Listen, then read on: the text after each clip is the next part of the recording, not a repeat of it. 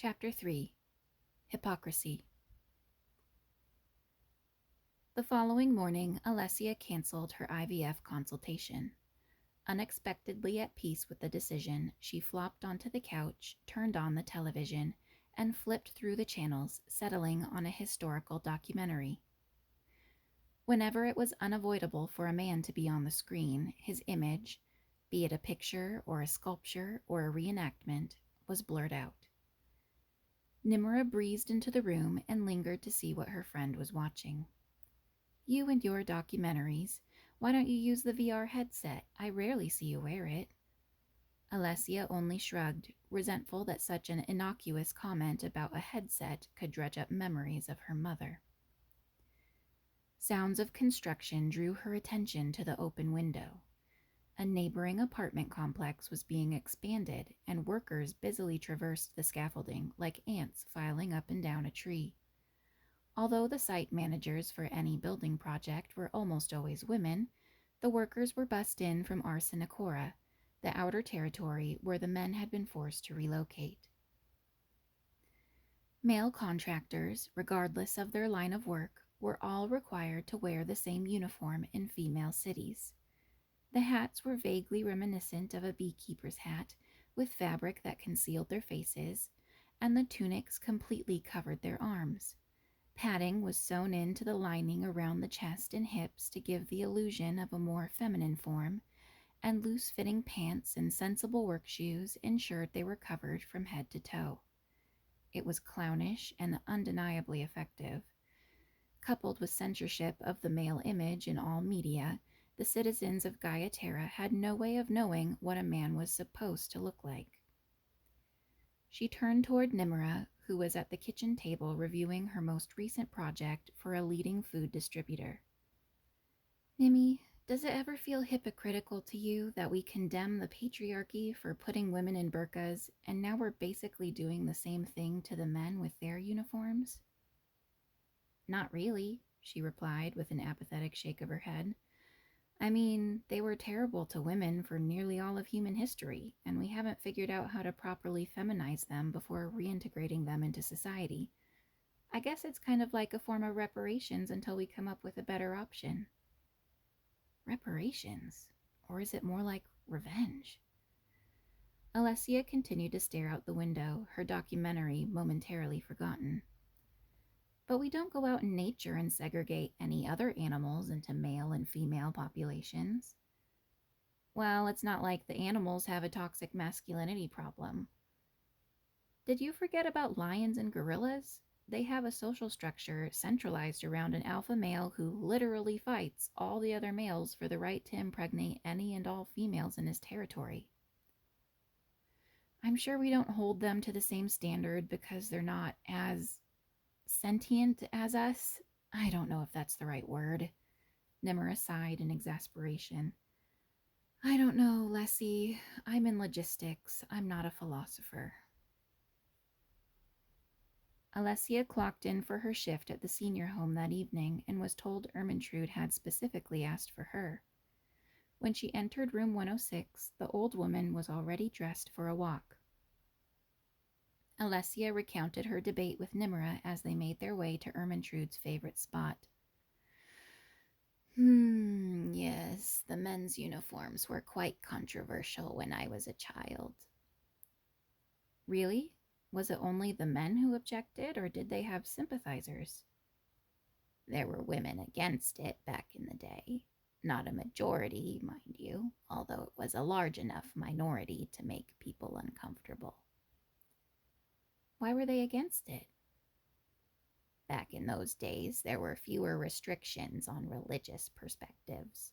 Things were still heavily regulated, but people were ostensibly allowed to believe what they wanted to believe, as long as they kept it to themselves.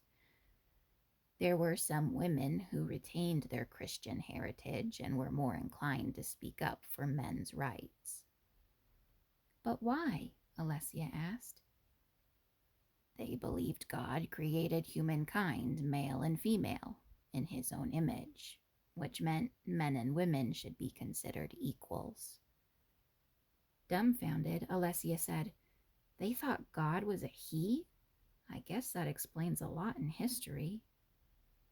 I'm sure the Christians would have condemned any subjugation of women as an abuse of theological misinterpretation. Alessia tried to process this influx of new information. What happened to those women? Did they leave their faith or something? Why haven't I heard about this at all? Ermentrude leaned in and whispered, They were sent over to be slaves of the male population, to have their way with them. Alessia felt queasy. Ermentrude went on, a faraway look in her eyes. I was just a girl at the time, very young. The women who protested segregation said both sexes had equal and complementary value and were created to help each other. They even started to insist marriages between male and female partners were the only legitimate form of marriage. That's what really forced the government to act. What happened to them? Alessia asked. Did the men really force them to? Were they turned into incubators? Ermentrude shook her head ruefully. No one knows. They were never heard from again. Later that night, Alessia was in the main office with Helena, reviewing the website of a nearby government-run senior home about to have its grand opening. I knew this was coming, Helena huffed. The majority of their staff will be humanoid robots, taking care of the cleaning and the maintenance, delivering meals and supplies. Do you think we should be worried? No, we'll be fine for a while. There will be plenty of elderly people who prefer interacting with real human beings. The government-funded facilities will be a more economical option for those who need it. That being said, I know they're putting more and more robots in the schools, and those kids will grow up with and be very comfortable with them, so I'm sure we'll all have to adapt eventually. Helena ran a hand through her hair and glared at the loose strands tangled between her fingers. I'm shedding like crazy. Do you see how thin my hair is getting? This job is killing me. She groaned as a notification popped up on her lenses. There's an issue with the bank for President Hertha's charges. Alessia winced. Was it our fault? It doesn't look like it. We need to verify the information. I'm sure President Velda won't be thrilled by the interruption. Helena was about to leave when the receptionist flagged her down. She reluctantly went over and asked, What's the problem? The appraiser has finished the assessment for the water damage in apartments 204 and 104, and she needs you to approve the plan for repairs. Frustrated, Helena pinched the bridge of her nose and turned back to Alessia. I have to handle this. I've been working with the insurance company and need to get some specific questions answered in order for the claim to move forward. Please go down to Bungalow E and get this sorted out for me. I'll send a message to let them know to expect you. On the way out, Alessia checked her reflection in one of the lobby mirrors, smoothed out the creases in her clothes, and pulled her shoulders back into a more confident pose in an effort to disguise her trepidation. She was not very hopeful it would make much of a difference. Neith stood by the gate with her arms crossed and the fingers of one hand tapping her bicep. Helena said you're here about a payment issue? Yes. Now that she did not have a flashlight assaulting her eyes, Alessia could see Neith's auburn hair was styled in short, stiff spikes. Neith shook her head. Looks like we're off to a very bad start. Not that I'm surprised. What did your office mess up? I'm not sure exactly what the problem is yet, but I'm here to figure it out as efficiently as possible. Alessia smiled her most customer-centric smile and wondered if the facade would only make Neith hate her more. Neith grumbled and entered the code to open the gate. Let's make this quick. The current and former presidents were seated on a couch in the front room and talking over cups of tea. It was jarring for Alessia to see the women in person for the first time. Hertha had appeared so formidable on television, always dressed in dark-colored, bulky suits, with her hair cropped in a short, almost military style.